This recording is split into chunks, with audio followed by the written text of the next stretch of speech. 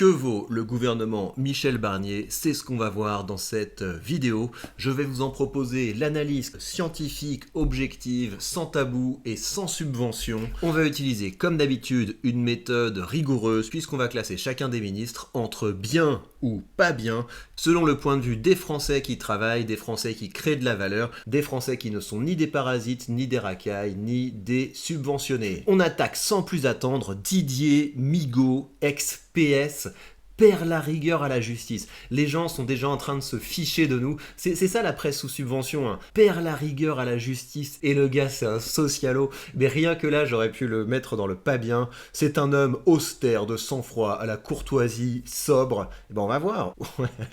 alors, je suis désolé, on va pas aller plus loin, mais fou. Catherine Vautrin, ministre du partenariat avec les territoires. Vous pensez peut-être que je suis sévère, mais qui a demandé ça? Est-ce que quelqu'un parmi vous a demandé ça? A demandé un ministre du partenariat avec les territoires et à la décentralisation. Symbole de fermeté à Beauvau, proche de François Fillon.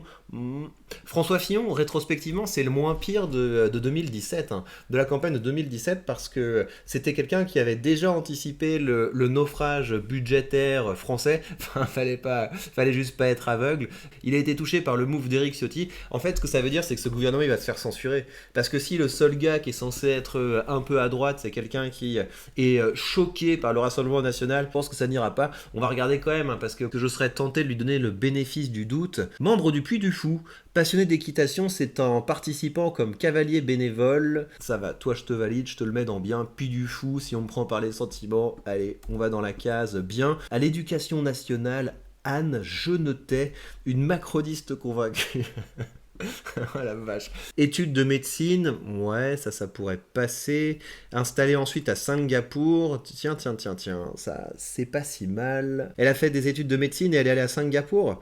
Scorpion Communication, c'est quoi Scorpion Communication? Candidate de la République En Marche, ok, erreur 404. Qu'est-ce que c'est que cette histoire? En 2018, elle est chargée d'une mission d'information pour examiner la fiscalité et la protection sociale des expatriés. En 2018, elle s'oppose à la hausse de cotisation pour les Français non résidents, censée compenser la hausse de la contribution sociale généralisée. Bah ouais, je la mets dans les positifs. Là, elle s'est opposée à un truc d'augmentation de la fiscalité. Donc très objectivement, vu qu'on n'est pas là pour donner notre opinion, mais pour proposer une analyse scientifique et objective, je suis obligé de mettre Anne Genetet dans la colonne bien. Pour le moment, le gouvernement Barnier s'en sort pas trop mal. Alors, qu'est-ce qu'on a ensuite? Jean-Noël Barrot à l'Europe, nommé ministre, blablabla. C'est un libéral convaincu. C'est un libéral convaincu. Qu'est-ce que vous nous racontez? C'est quoi un libéral convaincu pour le Figaro? Ses travaux de recherche portent sur le financement des entreprises et l'innovation. Donc en fait, c'est quelqu'un qui a écrit sur l'économie sans jamais gagner de l'argent par lui-même. François de Rugy annonce sa nomination comme président d'un des groupes de travail visant à réformer l'institution, les moyens de contrôle et d'évaluation du Parlement. Non mais je suis désolé, pour moi c'est ça le drame de notre pays, c'est qu'on présente comme libéraux des personnes qui ont vaguement fait une recherche sur la manière dont on finance l'innovation. On sait pas trop bien ce que ça veut dire, mais les gens n'ont jamais travaillé de leur vie, donc je suis désolé, Jean-Noël Barrot. C'est pour ça qu'en France on a une politique socialiste, voire communiste, depuis la fin de la Seconde Guerre mondiale, et que pourtant on se retrouve avec des gens qui disent oui, on a testé le libéralisme, le capitalisme, ça marche pas. C'est un scandale qu'on qualifie des gens comme ça de libéraux. Il faut arrêter de rigoler. Le problème c'est que j'ai pas d'animosité à l'égard de Rachida Dati, mais je pense que le ministère de la Culture devrait être supprimé en fait. Donc Rachida Dati, on enlève ça. La culture, c'est pas une matière d'argent public. Si tes produits culturels sont bons, eh bien le public les mettra en valeur. Si tes produits culturels ne sont pas bons, ils n'ont pas lieu d'exister, et surtout pas à l'aide de subventions. Donc je suis désolé, Rachida Dati, je n'ai rien contre toi, tu fais partie des personnalités politiques qui ne me hérissent pas, mais le fait que le gouvernement Barnier ait mis un ministère de la Culture, ça veut dire qu'il y a pour moi un gros malus, un gros problème. Alors Sébastien Lecornu, cofondateur et co-gérant d'une société de conseil en relations publiques et en communication dédiée à la sphère publique. Ça le problème, en parler les gendarmes de réserve, Dans ce cadre, il est chef de peloton d'Alexandre Benalla. Je suis embêté. Je suis embêté parce que d'un côté, il y a le côté je suis un entrepreneur, mais l'entreprise que je crée, c'est une entreprise qui vise à facturer au secteur public. Donc ça, pour moi, c'est très gênant. Il y a le côté gendarme de réserve, c'est un argument de son côté, mais selon Mediapart, il bénéficie de l'influence de Bruno Le Maire. Le gars, il est sous influence de Bruno Le Maire. En contrepartie, il est d'accord, donc il y a les petites magouilles. Il met en avant son refus d'augmenter les impôts et une gestion rigoureuse de l'argent public. Mediapart souligne que la chasse aux fraudeurs au RSA a été à grand renfort de communication. La politique phare menée par le département depuis l'arrivée de Sébastien Lecornu procède à la fermeture de 2 collèges en éducation prioritaire qu'il justifie par leur taux de remplissage trop faible. Je vais quand même le mettre dans le positif. Côté chasse au RSA, voilà, si je suis cohérent, je dois le mettre quand même dans le bien. Alors, à la transition énergétique, etc. Donc ça va dégager. Une figure de gauche en Macronie, c'est ok. Ça, pas besoin d'aller plus loin, ça dégage. Alors, quoi d'autre ensuite? À l'économie, aux finances et à l'industrie, Antoine Armand, un macroniste ambitieux. Je sens que ça va me plaire. La vache. Vraiment, je fais ça pour vous. À la sortie de l'ENA, il rejoint l'inspection générale des finances sur les questions industrielles, etc. Inspection générale des finances, donc ça veut dire que ça fait partie de ces gens qui cassent du patron.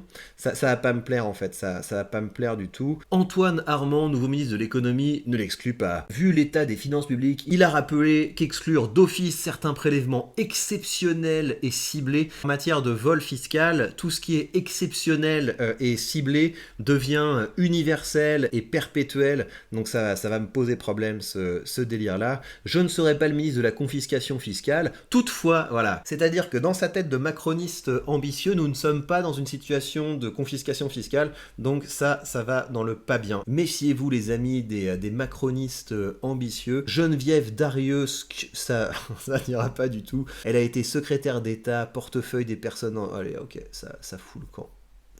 Je ne regarde même pas. Ministre des Solidarités, ça c'est pareil. Valérie Létang, ministre du Logement, libéralisez-moi ce marché immobilier là, arrêtez de nous mettre des normes, des taxes, des déplafonnements de loyers et que sais-je. Annie Genevard, figure LR à l'agriculture, opposante historique d'un rapprochement avec le camp présidentiel.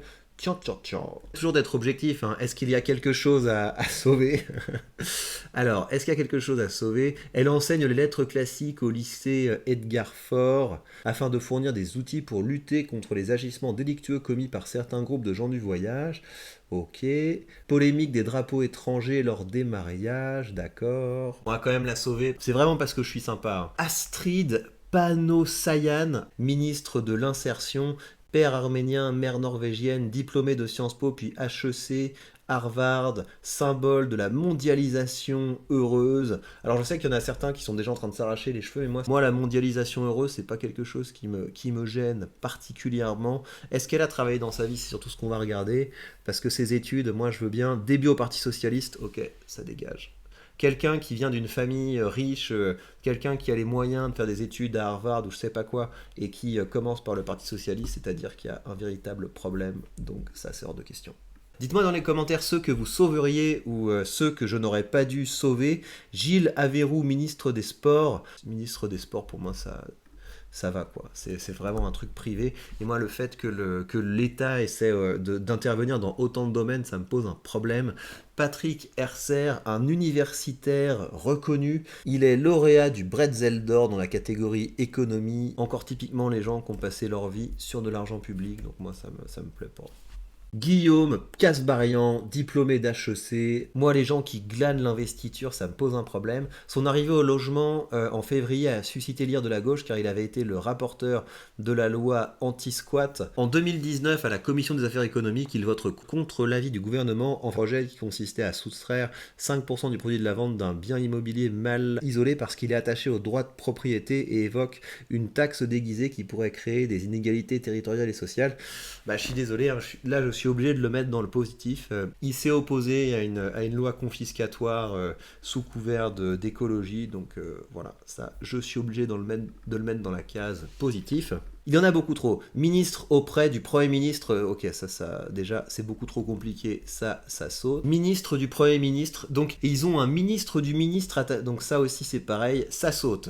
Voilà donc l'avis définitif sur le gouvernement Barnier, et je crois que c'est sans appel, ce gouvernement Barnier n'est pas bien, et donc j'en appelle officiellement à la censure de ce gouvernement. Si ce genre d'analyse sans concession et sans subvention vous plaise, merci de m'aider à me sentir moins seul sur cette ligne en aimant cette vidéo, en la commentant, en la partageant. Vous avez également sous cette vidéo tous les liens pour commencer à investir. Parce que rappelez-vous que nous sommes là pour ça, nous sommes là pour gagner en liberté. Ça passe par l'augmentation de notre revenu passif et ça passe également par l'augmentation de nos revenus actifs.